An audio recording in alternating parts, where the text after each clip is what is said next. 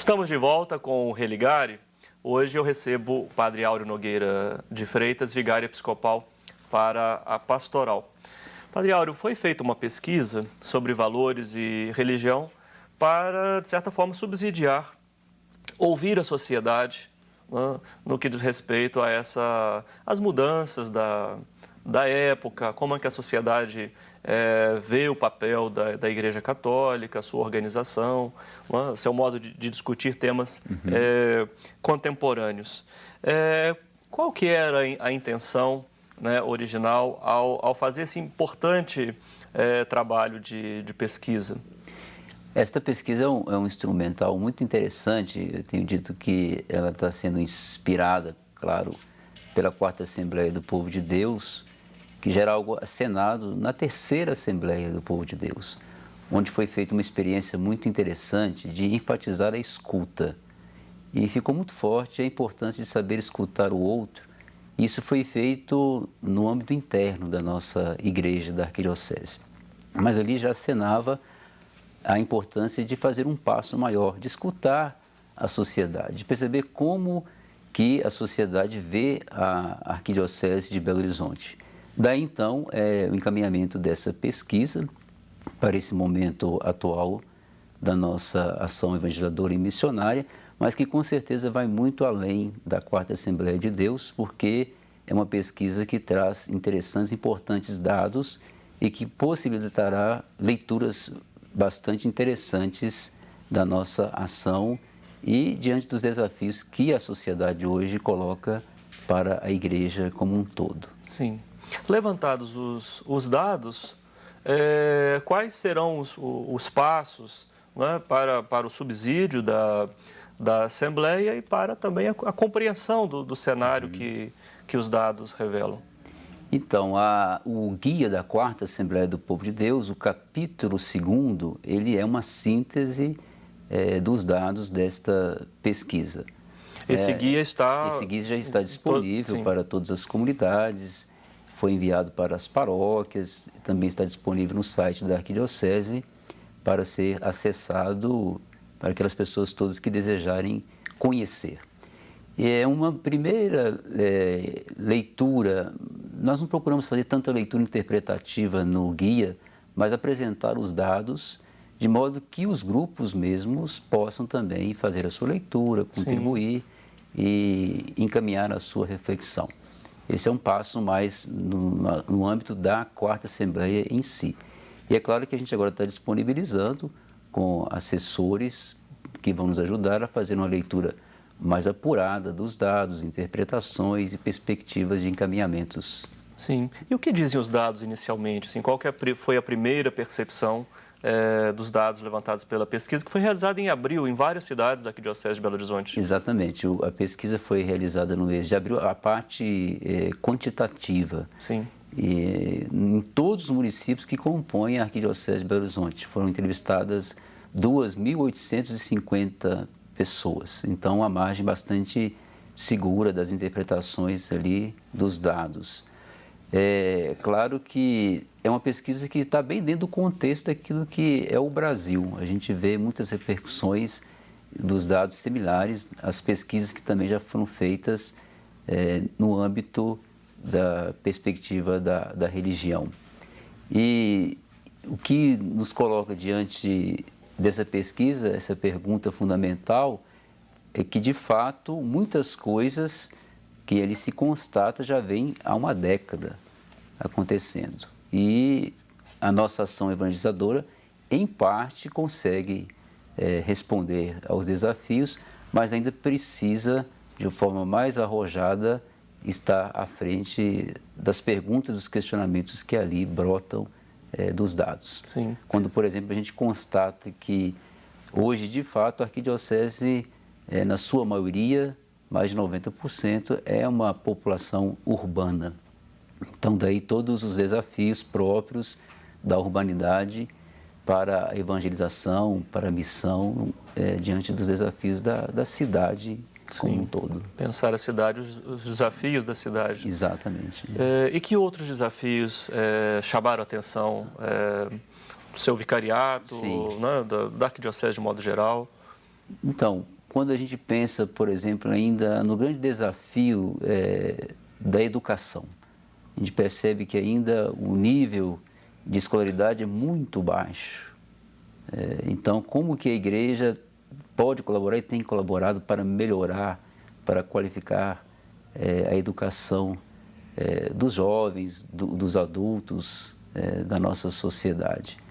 Outro grande desafio se constata, por exemplo, com relação à moral sexual católica, o descompasso grande que existe entre aquilo que as pessoas compreendem da sexualidade com aquilo que o magistério aponta como caminho da vivência dessa sexualidade na perspectiva cristã. Sim. Em geral, essas pesquisas, as pesquisas mostram, e a mídia às vezes acentua mais a questão do trânsito religioso. Né? Essa questão chega a ser assim uma preocupação para a ação evangelizadora e pastoral na Arquidiocese de Belo Horizonte? Não deixa de nos deixar, não deixa de fazer com que a gente pense que de fato hoje há uma perda significativa daqueles que nascem católicos, mas chegando à idade da juventude adulta, tem deixado a Igreja Católica num percentual de quase 20%. Então há que se perguntar o que isso provoca diante da nossa ação evangelizadora, sobretudo na dimensão da catequese da infância, da adolescência e da juventude. Então a gente capta muito, podemos dizer assim, na fase inicial, na infância, mas a nossa formação catequética ela não está segurando ainda ao longo do processo do amadurecimento humano, processual, também o amadurecimento da fé católica, fazendo muitos abandonarem as nossas comunidades. Sim. De alguma maneira, os dados sobre o trânsito não deixam de indicar uma certa avaliação. Exatamente, uma avaliação, uma revisão do nosso processo de evangelização e como que as nossas comunidades têm acolhido e fecundado a vida cristã e por que esses têm procurado outras comunidades. Porque a pesquisa perguntava também pelos motivos. Isso. E ali vocês conseguem encontrar, de alguma maneira, algumas pistas. Né? O que é que tem sugerido às pessoas a uma mudança, não? É interessante que um dos motivos fortes é as pessoas dizerem que elas se sentem melhores na outra experiência que faz de uma comunidade cristã. Então daí eu acho que são aspectos que podem nos fazer refletir sobre como anda a acolhida na nossa igreja. Se os nossos espaços eles ajudam as pessoas a fazerem uma experiência mística, profunda de Deus, se despertam para o interesse de uma vivência comunitária da fé. Então são perspectivas que abrem bastante interessantes a partir desses dados que nós estamos percebendo. Muito bem. É importantíssimo, quer dizer, toda essa dinâmica da Arquidiocese de Belo Horizonte em ouvir as comunidades, em se organizar a partir da escuta e agora com esse dado, né, numa pesquisa empírica, pesquisadores nas ruas, ouvindo o que as pessoas têm a dizer sobre a Igreja Católica. O que é que isso indica, né, do valor e das preocupações da Igreja na Arquidiocese de Belo Horizonte em todo esse processo? Eu sinto que a Arquidiocese de Belo Horizonte tem a coragem de estar em sintonia com aquilo que foi a grande percepção da Conferência de Aparecida. Uma igreja em estado permanente de missão. Não uma igreja preocupada apenas com as suas estruturas internas, mas uma igreja que quer se colocar inserida no contexto do mundo, da sociedade, contribuindo com aquilo que é próprio do Evangelho. E essa pesquisa, ela vem reafirmar esse dado corajoso de perceber a realidade, de escutar aquilo que a realidade está nos dizendo e perceber as possibilidades históricas que aí existem de fecundar ainda mais aquilo que Jesus propõe no Evangelho e, ao mesmo tempo, também ser uma instância crítica com relação àquilo que a cultura hoje talvez esteja fecundando na contramão do valor fundamental que a igreja não pode abrir a mão, que é a dignidade da vida humana, que é o respeito ao ser humano como imagem do Criador. Sim. A Assembleia ela vai se desdobrando ao longo do ano. E Exato. tem um momento final que está previsto para...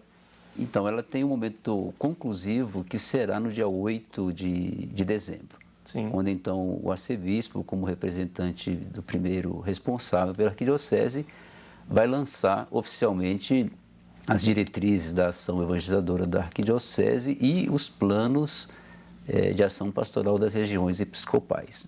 Mas para chegar até lá, e que é o mais importante, é o processo que se realiza agora a partir de agosto, começando com as assembleias das comunidades e das paróquias, depois passando em setembro para as foranias, em outubro a arquidiocese nas suas representações e em novembro as regiões episcopais. Sim, todas as pessoas então podem participar, católicos, não Exatamente. católicos, todos podem ser ouvidos. Os católicos são realmente convidados pela consciência do seu batismo, da sua pertença à igreja, a participar.